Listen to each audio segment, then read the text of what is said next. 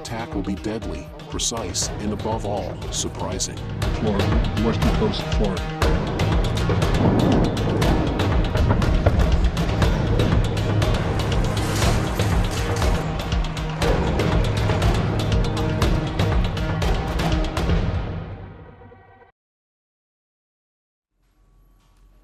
An Israeli strike on Iran. It seems inevitable now. Israel's defense minister has issued fresh threats. He says Israel is planning a lethal attack, one that will surprise Tehran.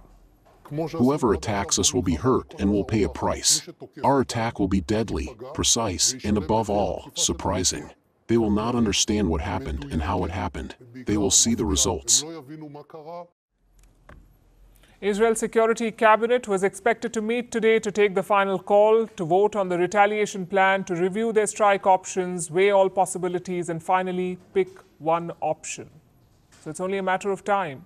Israel has every intention to go ahead with this operation, and by the looks of it, they want to do it alone, keeping the Americans out of the loop. That is what Netanyahu is doing. For days, the US has been asking Israel about its retaliation plan and how it will attack Iran. The US wanted to shape Israel's response. It has been making suggestions and hoping to avoid surprises. It has specifically asked Israel to not target Iran's energy and nuclear facilities. But these appeals seem to have fallen on deaf ears. Israel has been dragging its feet. It refuses to share its plans, and that's frustrating the Americans. Yesterday, Joe Biden spoke with Benjamin Netanyahu. The call lasted about 30 minutes. US Vice President Kamala Harris joined it too. Now, as you're aware, Biden and Netanyahu are not very friendly. They haven't spoken to each other since August. There's a fair bit of tension between the two, so it's no surprise that the White House is being cagey about sharing the details of yesterday's conversation. This is all they said. Said about 30 minutes. It was 30 minutes long. It was direct. It was productive. The U.S. and the Israeli government have had discussion since last week, certainly since after the Iran attack. And so those discussions continued with the president and the prime minister.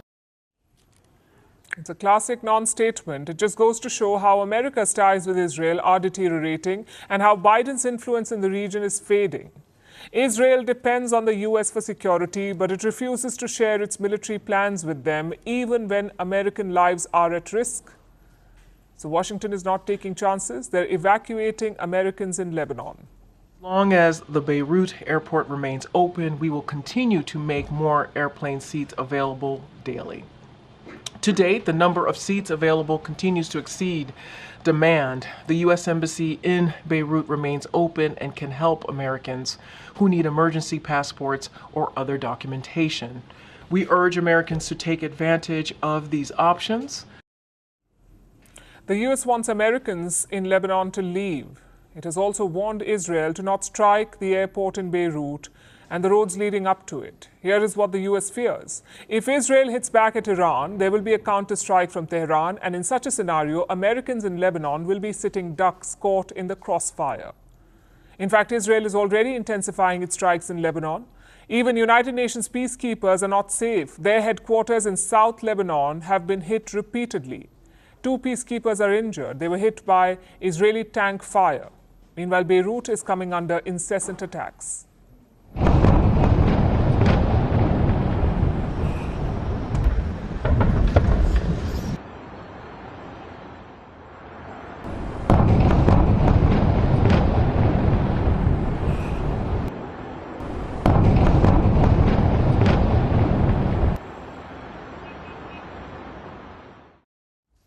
In response, Hezbollah is firing more rockets towards Israel. Meanwhile, in Gaza, Israel struck a school shelter today. It killed 28 Palestinians.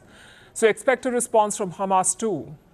And a dangerous one, because Yahya Sinwar is making moves. That's the new Hamas chief, also the mastermind of the October 7th attacks. Sinwar has been underground for a while, but reports say that he has issued a fresh directive. He wants to use suicide bombers against Israel. Remember, 2 decades ago, Hamas used to be infamous for this. They carried out multiple suicide attacks in Israel, but then the practice was discontinued because Hamas leaders were worried that they would become political pariahs, so they stopped the suicide bombings. But Yahya Sinwar wants to go back to the old ways. He wants to resume suicide attacks. And while that is worrying, it is not surprising because Yahya Sinwar is a known hardliner. He believes that militancy is the only way to achieve the political goals of Hamas. And now he's taking a more extreme position. As Israel sets its sights on the Iranian regime, Iran's proxies are working on their next moves.